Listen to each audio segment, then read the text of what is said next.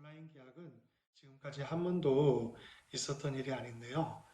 정부에서는, 교육부에서는 온라인으로 수업을 하는 것이 처음이기 때문에 많은 시행착오가 있을 것 같아요.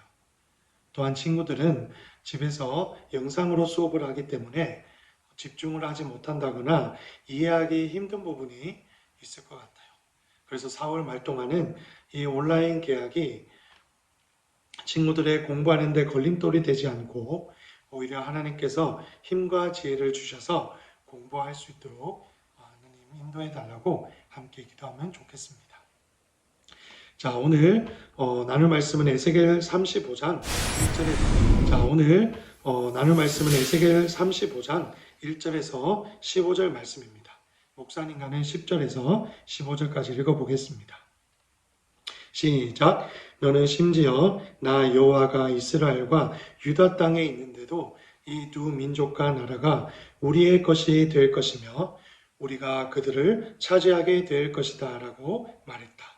그러므로 맹세코 너희가 그들에게 보여주었던 분노와 질투에 맞게 내가 너희를 벌할 것이며 내가 너를 심판할 때에 내 자신을 드러낼 것이다.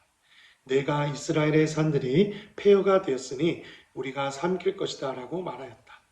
그때 너는 내가 이스라엘의 산들을 향하여 말했던 모욕적인 말들을 나 여호와가 다 들었다는 것을 알게 될 것이다.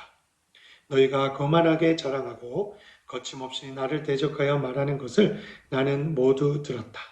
내가 너를 황폐하게 만들 때 온 땅이 기뻐할 것이다. 이스라엘 족속의 기업이 황폐하게 되었을 때 내가 기뻐한 것 같이 나도 너를 그렇게 다룰 것이다. 오 세일산과 어둠의 모든 것들아 너희는 폐허가 될 것이다. 그때 너희는 내가 여호와임을 알게 될 것이다. 아멘. 친구들, 우리는 지금 에스겔서를 보고 있는데요. 이 에스겔서는 예언서 중에 하나입니다. 친구들에게 생소할 수 있어서 말씀을 묵상하기 전에 오늘도 에스겔서에 대해서 잠시 정리하고 넘어가길 원합니다. 에스겔서는 에스겔 선지자의 이름을 따서 그대로 에스겔서라는 성경의 한 권으로 불립니다. 에스겔 선지자의 이름은요, 하나님이여 강하게 하소서, 이런 의미를 가지고 있다고 했죠. 이 에스겔 선지자는 남유다가 하나님의 말씀에 불순종하여 바벨론의 침략을 받아서 멸망할 때, 특히 포로로 잡혀갈 때 두 번째 여호야긴과 함께 바벨론에 잡히게 됩니다. 하나님께서는 이스라엘 백성들의 죄악을 바로 이 에스겔 선지자를 통해서 전하기 위해서 에스겔 선지자를 파수꾼, 즉 경계병으로 부르셨다고 큐티책에서 또 계속 말씀하고 있습니다. 그래서 에스겔 선지자는 하나님께서 왜 이스라엘 백성들을 바벨론의 포로로 잡혀오게 하셨는지, 이스라엘 백성들이 어떠한 죄를 저질렀는지 하나도 빠짐없이 담대한 마음으로 전하게 되었습니다. 또한 이것뿐만 아니라 이스라엘 백성들이 회개하고 하나님께 돌아가며 다시 하나님께서 회복시키실 것이라는 그런 약속의 말씀도 함께 전하고 있습니다. 그래서 에스겔서의 큰 틀에서 말씀의 주제는 바로 책망과 회복, 소망이라고 말씀할 수 있습니다. 본문의 배경에 대해서 잠시 설명하겠습니다. 오늘 본문은 하나님께서 이스라엘 백성들이 바벨론의 침략으로 멸망당할 때 그것을 비웃고 즐거워했던 에돔 족속, 너희를 내가 멸망시키겠다 하고 하나님께서 무섭게 경고하시는 말씀입니다. 친구들이 야곱을 잘 알고 있을 거예요. 그리고 야곱의 형이 그렇죠. 바로 에서입니다. 그런데 야곱이 형 에서의 축복권을 장자에게 주어지는 이 축복권을 팥죽 한 그릇에 속여서 가지고 가고 또한 아버지인 이삭에게 축복의 기도를 받았죠. 이때부터 바로 에서와 야곱은 사이가 나빠졌다는 것을 친구들이 잘 알고 있을 거예요. 이런 사건으로 인해서 야곱의 족속인 자손인 이스라엘 족속과 그 다음에 에서의 족속인 에돔 족속이 역사적으로 서로 싸우는 경우도 많고 또한 질투하는 경우도 많았습니다. 그런데 오늘 말씀에 보면 바로 에서의 자손인 에돔 족속이 이스라엘의 지도를 보면 사해 바다라고 있거든요. 그 밑에 세일산이라는 곳에 거주하고 있었는데 그곳에 살던 에돔 족속이 이스라엘 백성들이 바벨론의 침략을 받아서 멸망당하는 것을 보고 기뻐하고 즐거워했다고 말씀하고 있습니다.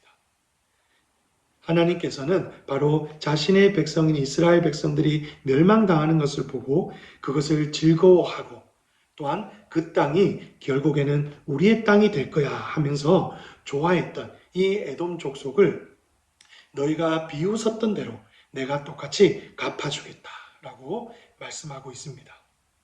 하나님께서 얼마나 에돔 족속이 교만한 모습을 보이자 화를 내셨냐고 하면요. 15절에 보시면 이스라엘 족속의 기업이 황폐하게 되었을 때 너희가 기뻐한 것 같이 나도 너를 그렇게 다룰 것이다. 하나님께서 그렇게 무섭게 말씀하고 계세요. 에돔 족속이 이스라엘 백성 내 예루살렘이 함락되고 멸망당했을 때 그것을 엄청 기뻐하는 것처럼 하나님도 에돔 족속을 멸망시키는 것을 똑같이 기뻐하시겠다고 하셨어요. 그리고 그 땅이 완전히 폐허가 되도록 하시겠다고 무섭게 경고하세요. 폐허라는 것은 건물들이나 이런 성곽들이 모두 무너지고 사람이 살 수 없을 만큼 쓸모없게 되는 것을 말씀합니다. 목사님과 친구들이 깨달았으면 좋은 점 한 가지만 나누겠습니다. 그것은 하나님께서는 자신의 백성들을 보호하신다는 것입니다. 친구들은 내가 예수님을 잘 믿고 또한 내 친구들에게 예수님이 좋은 분이라는 것을 알리고 전도를 하고 교회에 데려가려고 하면 다른 친구들이 내가 교회에 다닌다는 이유만으로 나를 싫어하고 미워하고 따돌림을 당한 그런 경험이 있나요?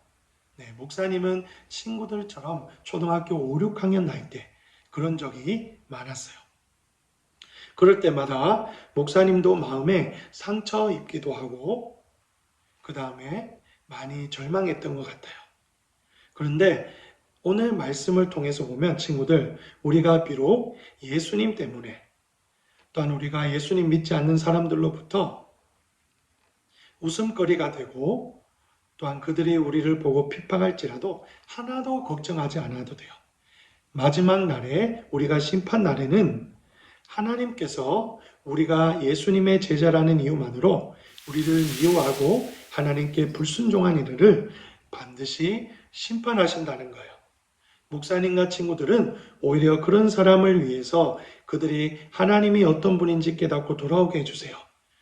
긍휼의 마음을 가지고 함께 그들을 위해 기도하는 자세가 필요한 거예요. 친구들이 잘 아는 다윗 왕도 마찬가지였어요. 블레셋 나라의 거인인 골리앗, 이 골리앗이 이스라엘 백성들을, 하나님의 백성들을 욕되게 하고 얕잡아 봤어요. 그러자 어렸던 다윗이 어떻게 했죠? 너는 칼과 창과 단창으로 내게 오거니와 나는 만군의 여호와 이름으로 내게 나간다 하고 담대히 골리앗에게 나가서 물맷돌로 골리앗의 이마를 맞춰서 쓰러뜨렸어요.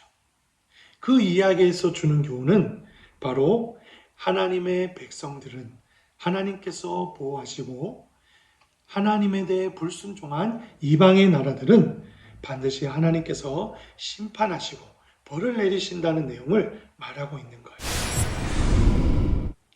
오늘 에돔 족속이 바로 하나님의 백성들을 핍박하고 교만한 모습을 보였을 때 멸망당했다는 것을 친구들 마음에 꼭 담아두고 친구들이 예수님 믿는다는 이유만으로 핍박을 당하거나 힘든 일이 있어도 마음이 상할지라도 하나님께서 모든 것을 갚아주실 것이라는 믿음을 가지고 우리는 끝까지 예수님을 잘 믿고 말씀에 순종하고 세상 사람들에게 빛과 소금이 되는 그런 역할을 묵묵히 감당하면 될 것 같아요. 모두 그렇게 살아가는 우리 친구들 되길 축복합니다. 목사님이 기도하겠습니다. 하나님 감사합니다.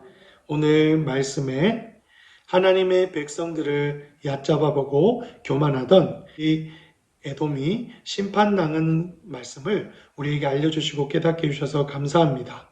하나님, 이 세상 사람들이 하나님께 불순종하고 또 우리가 예배드리고 예수님을 믿는 이유만으로 우리를 핍박하고 미워할지라도 하나님께서 마지막 날에 그 모든 것을 갚아주실 것이란 믿음을 가지고 묵묵히 믿음을 지키는 목사님과 우리 친구들이 되게 해주세요. 감사합니다. 예수님의 이름으로 감사 기도 드렸습니다. 아멘.